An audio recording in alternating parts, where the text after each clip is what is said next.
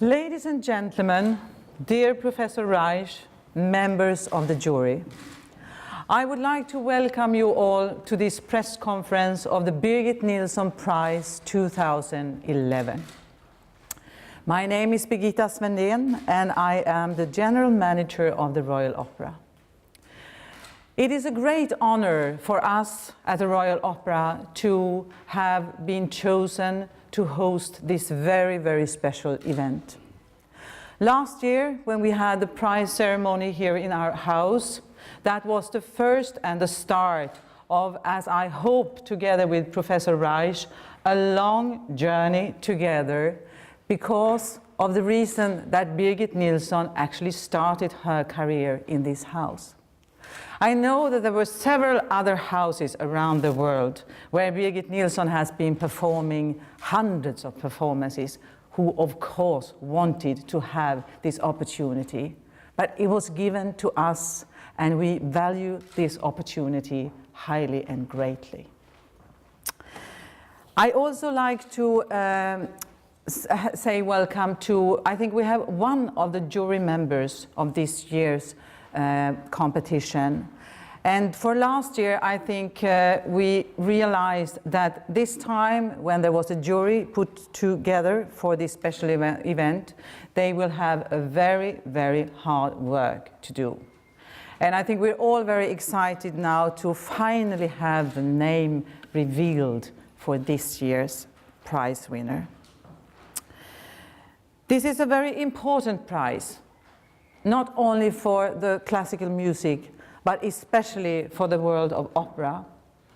The prize winner gets the opportunity to place the money in a way that will create development for the art of opera. And we also know from last year that it was a very high potential, very high level on the prize winner, which I'm sure we will in a few minutes experience even this year.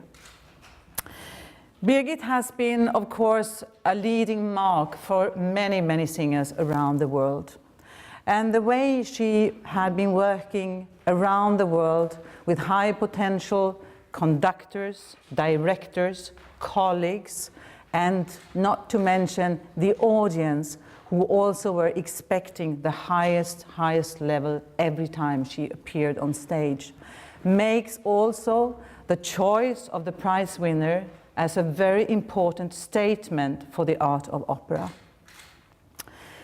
When we finally will be here for the event, and there will be a huge, wonderful feast to celebrate not only Birgit, but of course the prize winner, and we will have a lot of people coming from all over the world to celebrate with us. I hope to see you then again.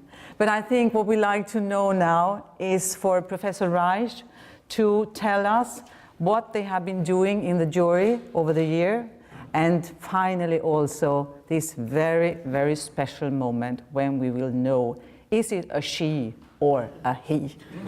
Very welcome, Professor Reich.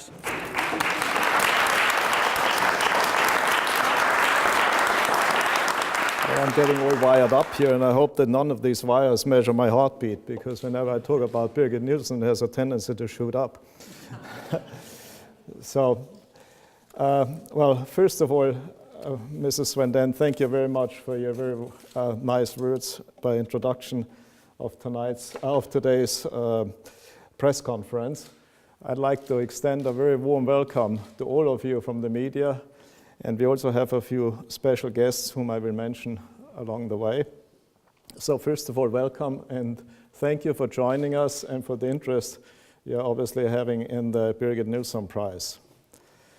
Now, as you know, the opera here has helped us a great deal, and at the beginning, I'm very grateful that we can have this press conference at the Royal Foyer here in the Opera House in Stockholm. And this is a good opportunity to really thank the opera in Stockholm for the generous support and cooperation they've given us throughout from whenever this prize started back in 2009. Of course, the cooperation started well before 2009, because October 13, 2009 didn't quite happen by itself either. So As you know, Birgit Nilsson started this prize for $1 million for outstanding achievements for performers in the world of opera and concert. And it is to be awarded every 2 or 3 years on or around October 9, which was the date of her debut back in 1946. I'm very pleased to announce that while this prize is to be given out every 2 or 3 years, according to the statutes, it is up to the foundation to decide whether it does it after 2 or 3 years. And I'm very happy to say that we have decided to do it after 2 years, which means it will be taking place again in October of this year. To be precise, it will be October 13 when the prize will be awarded. I would like to add, though, that it is again October 13. This is purely coincidental.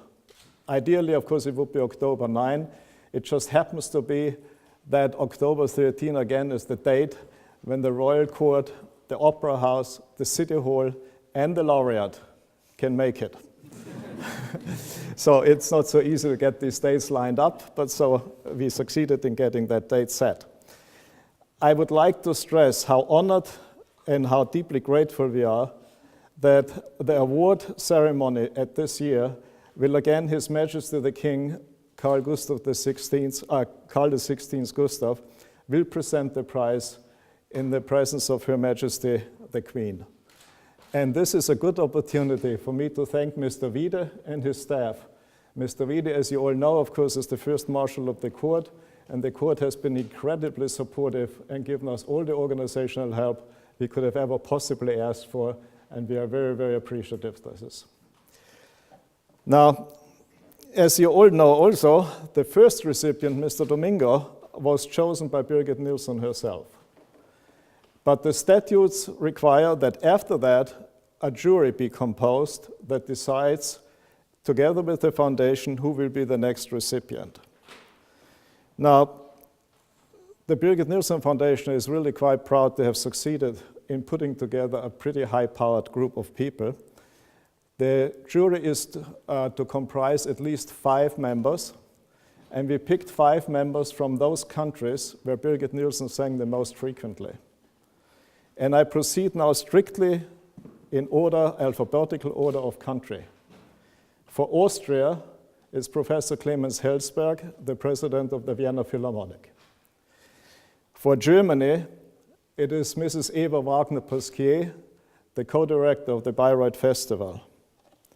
For Sweden, it's Mr. Bengt Hall, who is here today, managing director of the Malmö Opera and formerly general manager of the Royal Opera here in Stockholm. For the UK, it's Rupert Christiansen, opera critic of the Daily Telegraph and a member of the editorial board of the British magazine Opera, as well as author of the well-known book Prima Donna. And for the United States, it's Spade Jenkins, the general manager of the Wagner Opera in Seattle. These 5 names were put together by the jury, by the foundation, and they were our first choice. Fortunately, we didn't need to worry about a second choice because every member accepted immediately for being part of this jury.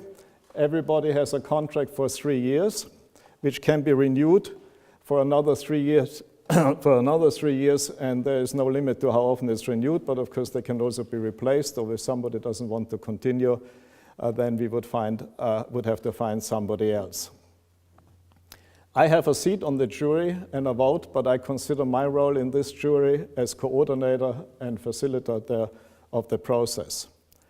Now, how does this procedure run?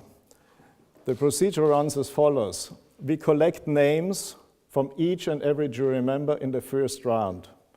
After that, we replay all the names to each member of the jury and then hopefully arrive quickly at a consensus.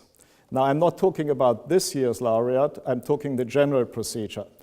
This will go on so often till we have a consensus and hopefully a unanimous decision.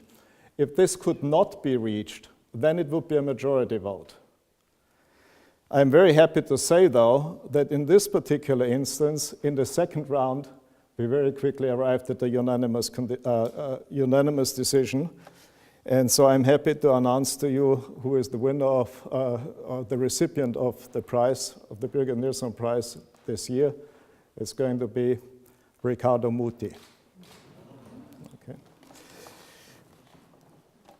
Birgit Nilsson and Riccardo Muti had a lot of respect for each other's work.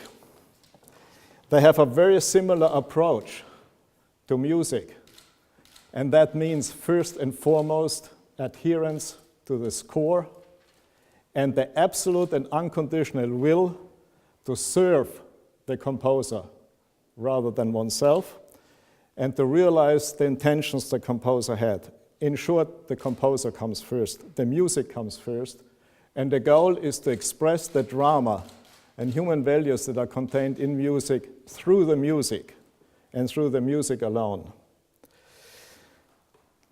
Muti is a great conductor and had a great impact on the musical scene in the second half of the last century and the beginning of this century. I just might mention a few of the things that make him so distinctive. 40 years association with the Salzburg Festival and the Vienna Philharmonic, 12 years music director of the Philadelphia Orchestra, 19 years director of La Scala, and now appointed to the Chicago Symphony Orchestra beginning this fall.